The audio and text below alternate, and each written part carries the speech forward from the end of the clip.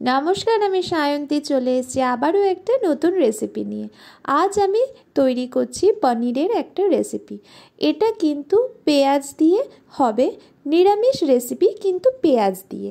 চলো তাহলে শুরু করি কি কি দিচ্ছি এই পনিরের রেসিপিতে। দেখো আমি ফার্স্টে একটু বড় বড় করে পেঁয়াজ কেটে নিয়েছিলাম। এই বড় বড় পেঁয়াজ দিয়ে দিলাম। কড়াইয়ে খুব সামান্য একটু তেল ছিল, আর তারপরে দিয়ে নিলাম রসুনগুলো। বড় বড় পেঁয়াজ, রসুন, আর দেব টমেটো, আর এর সাথে থাকবে হচ্ছে এক টুকরো আদা, আর হচ্ছে কিছু বাদাম, চিনে বাদাম যেটাকে বলে, ওটা কিন্তু প্রথমে একটু নেড়ে নেব। ভালো করে নেড়ে একটু শুকনো করে নেড়ে নেব। আর এই দেখো এখন দিয়ে নিলাম হচ্ছে চিনে বাদামটা। এটা কিন্তু চিনে বাদামটা আমার কিন্তু ভাজা চিনে বাদাম ছিল। এবারে এই যে তৈরি হলো এটা একটু ঠান্ডা করে নেব। তারপরে চলো নেক্সট স্টেপটা দেখাই। আজকে যদি আমার এই রান্না তোমাদের ভালো লাগে অবশ্যই আমার চ্যানেলটা সাবস্ক্রাইব করে আমার পাশে থেকো, আর পুরো ভিডিওটা দেখার অনুরোধ রইল। আর এখানে আমি পনিরগুলোকে ভেজে নিচ্ছি। এখানে আমার 200 গ্রাম মতন পনির আছে। পনিরগুলো কিন্তু ঠিক এইভাবে একটু লালচে করে ভেজে নেব। ওই তেলেতেই আমি আলু আর গাজরটাও ভেজে নেব। আমি এখানে আলু গাজর দিয়েছি, চাইলে তোমরা ফুলকপিও দিতে পারো এই রেসিপিতে। দেখো একটা মশলা বানিয়ে নিচ্ছি। যেগুলো আমি মোটা মোটা করে কেটেছিলাম সেগুলোকে আমি মিক্সিতে ঠান্ডা হয়ে যাওয়ার পর মিক্সিতে একটা ভালো স্মুথ পেস্ট করে নেব।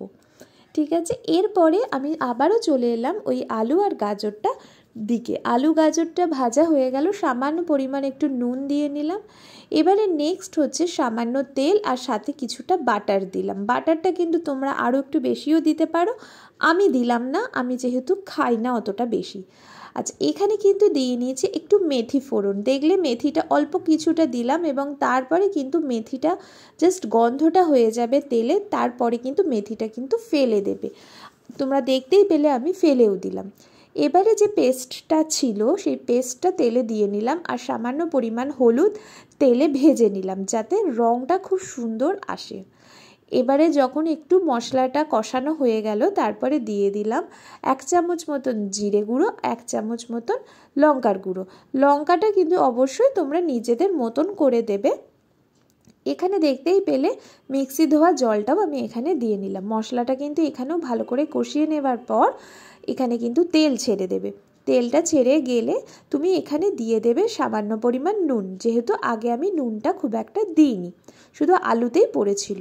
নুন আর চিনি দিয়ে দেব, স্বাদ মতন দেবে, কারণ এটা কিন্তু একটু মিষ্টি মিষ্টি হলে ভালোই লাগে।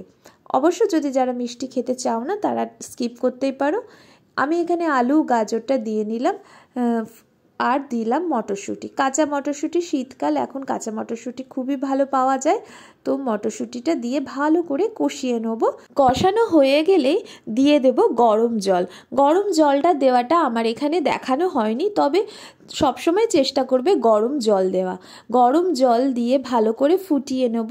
আলুটা নরম হয়ে যাবে, গাজরটা নরম হয়ে যাবে, সিদ্ধ হয়ে যাবে, তারপরে গ্যাস বন্ধ করে দিয়ে দেবো 1 চামচ মতন গরম মশলা গুঁড়ো। এটা আমি কিন্তু বাড়িতেই তৈরি করেছি, এলাচ আর দারচিনিকে গুঁড়ো করে নিয়েছি। এরপরে লাস্টে দিয়ে দেব হচ্ছে ঘি, 1 থেকে 1.5 চামচ মতন ঘি দিয়ে নেব। প্রথমেই দেখিয়েছিলাম আমি অল্প তেলেই রান্নাটা করেছিলাম, কিন্তু এখানে লাস্টে সবশেষে যদি একটু ঘি দেওয়া যায় তাহলে কিন্তু টেস্ট আরও বেড়ে যায়।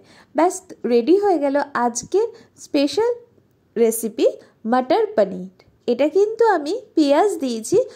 যদি মনে করো তোমরা পেঁয়াজ ছাড়া রান্না করবে সেক্ষেত্রে টমেটো আর আদাটা ভালো করে শুকনো খোলায় নেড়ে নিয়ে মিক্সিতে পেস্ট করে নেবে। আদা রসুন, এই পেঁয়াজ আর রসুনটা দেওয়ার দরকার নেই। রেডি হয়ে গেলে আজকের রেসিপি। কেমন হয়েছে অবশ্যই জানিও। ভালো লাগলে লাইক অ্যান্ড সাবস্ক্রাইব করে আমার পাশে থেকো। আবারও আসছি নতুন রেসিপি।